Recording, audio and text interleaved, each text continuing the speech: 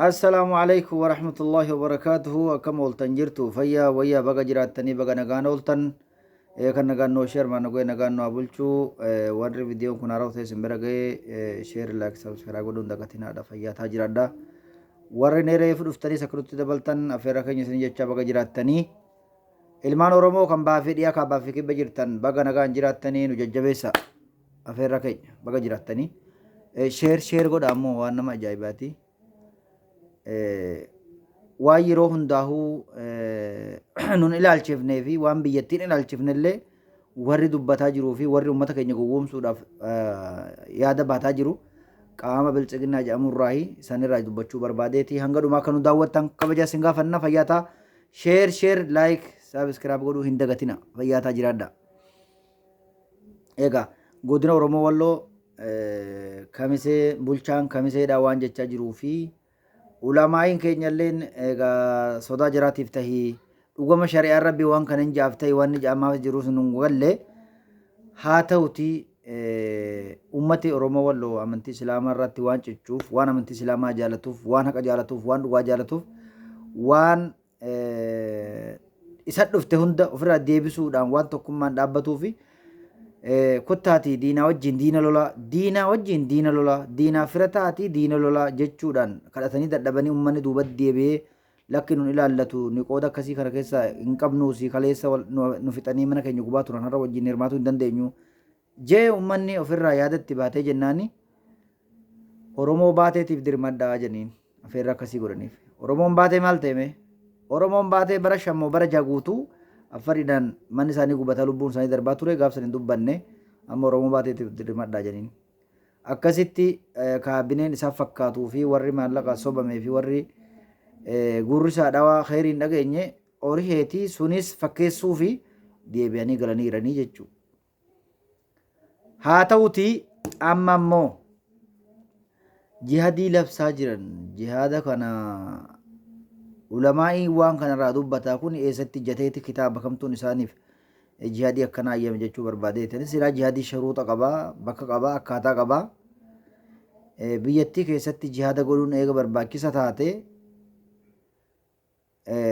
geeddara mootummaatiin aduu taane jihadii Allahu akbar jeen namni amantii islaama bal'isuuf jihada godha malee mootummaa tokko tisuuf jihadi godhamu maali isa jedhuun ajaa'ibanii eega akkas taate immoo jihaadaa eega jaame mootummaan amma jiru kunis warroonni mootummaa fakkaatanii bulanis hundinuu isaan irrattuu jihaada godhamuu waajibaas. Kana akkamitti as bahanii uummata gowwoomsuudhaaf uummata keenyatti gowwoomsuudhaaf uummatatti ibiddatti naquudhaaf kana yaadama waan nama ajaa'ibaati waan namarraa fudhatamne waan illee fakkaanne waan yeroollee namaan kennine waan seerri adduunallee waan kana yeroo ammaa kana keessatti sindeeggara keessatti jihaada labsaa jiranii jechuudha. Akkuma Wallootti immoo wanni kun akkuma biyyattii guutuutti isa jedhu illee gaafii keessa galuu qabaa jechuudha wanni kun. Ulamaa'iin kun akka gabbahanii uummata keenyaan jihaada godhaa biyya keessa irratti daafee godhaa lolaa jedhanii labsaa jiran. Akkas gamta jaan mootummaan keenya jiguuf deemaa mootummaa keenya nu deeggaran wajjin du'aan wajjin ajjeesaa jedhaniituma gaafatanii ammallee amma tasawwaa feesbuuk irratti maxxansaa jiru argaa jirra.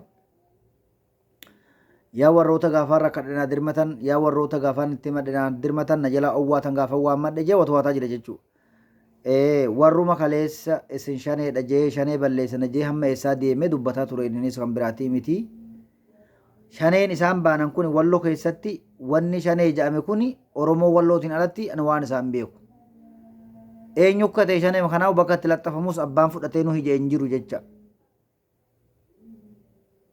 Garuu diinni Oromoo Walloo maqaatti baasee shaneen akkana godhuuf deema shaneen akkana jiruuf deema xeefii ofumaa guban shaneen akkana godhe jan nama kan nagaa waa balleesse shaneen akkana godhe jan irsaaniitii wal didee gara dhiisumsaatii fi gara jeequmsaatti deemullee shaneen yedduu jira shaneen harka keessaa qaba kan jedhamaa jirudha kun beekama qawween halkan namatti baarratte abbaa qawwee harka qabu harkatti baarratte shaneetuun dhukkiseen beekama.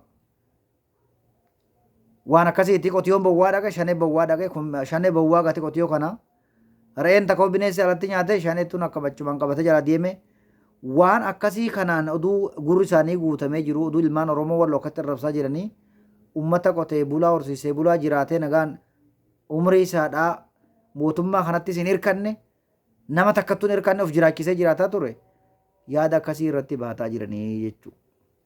Jihadiin nun ilaallatus itti nun galchuus ummanni keenya wanni godhuu qabu waan isa barbaade waan qabeenya isaa irratti barbaade waan ammoo lubbuu isaatiif deemu dhabama asii si goona ati biyya siin qabdu asii uranee ta'ee deemi godaanuu qabda asii godaantee dhufte siin jaan ni beekte eenyu akka ta'atu Oromoo Walloo ka biyya alaatis ka biyya keessaatis bakka hundaa'u ni beeka jechuudha.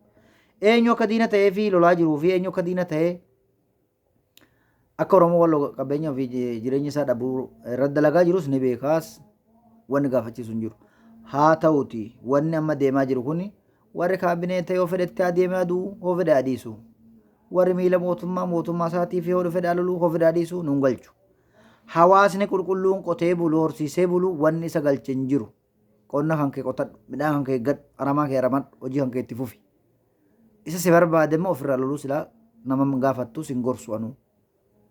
Kanaan alatti jihadiin ati biyya kee eeggadhu biyyi kee maal ta'e nagaa qaba biyyi maal ta'e warri wal dhabe walaalolu wanni nu galche hin jiru warri wal dhabe humna qabaa wal dhabe waan irratti wal dhabe qabaa amma waan irratti wal dhabe san argatu itti fufanni nuti Oromoo Walloo wanni nu galche hin jiru wanni sin galchees hin jiru eenyuunu sin quban qabu Oromoon gaafa sin rakkatan akka Oromootti sin bira dhaabbate malee mootummaan har'a sin gottaa jihadii godhaa sin hin je kunis waa sin godhe tokko hin qabu mootummaan jihada godhaa sin hin jeesu waamaa jiru kuni barana gaafa qubatee qabeenya namaa akkasitti barbaadaisan oduu qabeenya ummata Oromoodhaa miliyoona tokko oli amaanaan bira kaame jiruuti callee isa harka qullaa daftaanaa maratee dubartoota keessa dhaqee footoo ka'ee achi galee jechuu sangalateeffatuuf hin jiru seenaadha lafa keenyeef jira akkatti harka maratee taa'u isaan manni irraa gubatee harka maratanii taa'anii jiranii jechuu mootummaan biyya bulchu tokko immoo anaas hin bulcha jechaan harka maratee isaan ka dhaqee ta'u nuuf faayidaan qabu. Midhaan fayyaduu dhaqee huccuu fayyaduu dhaqee uwwisee mana akka jaarratan akeekee fi karaa godhee fi mala dha'ee fi abshir jeeni deeme qabeenya miliyoonii oli jiru saniin oduu gaafsan midhaan fayyada qeenee jiraate qabeenya keessanii kanaaf irra taa'aa ture kanaaf dhossaa ture faayidama keessaniif jee hojjetee jiraate galata qaba ture. Faayidaa mataa isaaniitii fi faayidaa dhuunfaa isaaniitiif walii qoodanii ni biyyanna isa qoodatees akka itti jiraniis. Har'a moo deebanii uummata Oromoo Wallootiin jihada godhaa jedhanii. Inni ulee qabdu ulee hin jihada godhii inni qaamaan qabdu qaama humna qabdu humna keetiin jihada godhii inni qawwee qabdu qawwee keetiin. Keef? فأين هذا الجهاد؟ من هذا الشروط وان انتاني وان انفكاني لا ينفعكم ولا يصلح لكم هذا الكلام نون إلى اللتوس نوت خيري بربان نجا برباد من كيج نجا جارة من كيج نما جارة من كيج كبجان جراتو برباد mataan urraachi dabsa dubbii sakkana ammaas ammoo gama biraatiin buqqaatonni amma dura gara sirraa dhufan dasirraa buqqaanii karaa kamiseetti akkana guutaa jiranii jan barana caffaa keessa guuranii kombolchatti guuraa turan kamisee keessa guuranii kombolchatti guuraa turan hataayii fi sanbatee keessa guuraniiti kombolchatti guuraa turan kitat janiiti achitti wal kattatanii wal geeddaraa guutunan wal gargaaranii wal nyaachisanii wal obaasan wal uwwisaa turanii jechuudha. Oromoo Walloo kan wasan gururraa gubatee jira kan kaara qoriitti gubatee jira kan ammoo caffaa keessaa gubatee jira karaa diimtuutiin karaa hundaan kan gubate kuni hanga ammaatti mootummaan isaaniif waan mul'ataa godhe agarra jechuudha. Harka maratee dhaqee ilaaluu ta'e malee. Inni akka federaalatti dhufee harka maratee ilaalee tokko keessa dhaabbatee footoo ka'ee biraa deebi'e. Hanga karaa deemaan hojjeteef uummata Oromooti mootummaan biyya bulchuun hojjenne jechuudha. Hanga dhugaa Oromoodhaa karaa deemaan arge mootummaan Itoophiyaan agarre jechuudha hanga ammaatti bara meeqa keessa jirra. Kanaafuu biyya haakimiin takka keessa hin jirre biyya faarmaasiin gaariin tokko keessa hin jirre biyya madarasaan kolleejjiin gaariin keessa hin jirre biyya sharikaan gaariin keessa hin jirre irraaffatamtuu biyya dootu biyya gatamtee mootummaan quban qabne eenyummaa isaatu hin beekne walloon dhattuu jennaan dhaqeen jiru dasee jee walloo. Dasee san dhaqanii jaadaa godhan ichitti warri jaadii barbaadoo fedhe daseetti ajaju. Saniin alatti nun ilaallatu hawaasni keenya nagaan jiraatuu barbaada hawaasan jeeqinaa warra fakkeenyaaf warra iluuti moo warra heeqi ta'uu ummata wajjin qotee bulaa horsiisee bulaan mootummaa wajjin ta'ee lolee ture wayyaanee lolee ture mootummaan sun amma duraa maqatee jira warri lolee sun amma bakka itti jiraatu dhabee baqatee saara keessa jira jechuudha. Ogaa dhageenyu barbaadamu jiran rakkoo kana maaliif abbaan ofiin ofirraa ga'a? Qotatee ilmaan ofii jaachifatee jiraatu jira. Ilmaan ofii nyaachifatee ilmaan ofii uffatee uwwisee rakkoo takka hin qabu. Yoo rabbiin samii roobeef uummanni keenya kasabatee asaa bobbaafatee nagaan jiraataa ture. Warra jireenya ilma namaa lafatti feenetuun shira xaxaa ture. Ammaas ammoo wanni jechaa jiran tiibeelleef wanni fiigaa jirtuuf kamisee hidhattee onogii wal geesse loluu fi onogiin biraan jiru Oromoo wallooti. Warruma har'a jihaadii godhaa janiin kanatuun onogi maqaan isaadha. Gama biraatiin jarri mootummaa kun diina fakkaata. Gama biraatiin ammoo as deemee uummata keenya afaan dibatee firatti fakkaata. Kana uummanni keenya ofirraa beekuu qaba. Diinni gama lammanii miidiyaarra labsee aandi amaaraa simoot Oromoo matoo mamootaan lebbatu jira. Hin gallaalleen jettu jira. Matoo Oromoo hin gallaalleen. Warra akkas jiru kana keefaadha. Nuti salaam feena, nagaa feena, hawaasni keenya jiraatee buluu fedhaa, bobbahee nagaan galuu fedhaa. Warri inni dhimmi ilaallatu aangoo isaatiif deemu nuun galchu. Waan isaanitti haasoftis hin barbaannu ittis hin jiru. Hawaasa qulqulluu tikfatee bulu, nuti firri keenya tikfatee bula, qotatee bula, nama hin tuqu, nagaa jaalata. Oromoon nama akkasiiti. Aadaa qaba, safuu qaba. Garuu kan isaa ulaa dhufte immoo ofirraa ni deebisa. Amma wanni nu ilaalchisu hin jiru, kan ulaan dhufe hin jiru, kan ulaan dhufuuf deemu jiru immoo ni beekna. Diina maqaa shanee Oromoo wallotti moggaasa kan ulaa keenya dhufee du'a barbaadutti jiru jecha. Diina sana immoo nuti ofirraa akka deebifnu uummanni keenya ni beeka.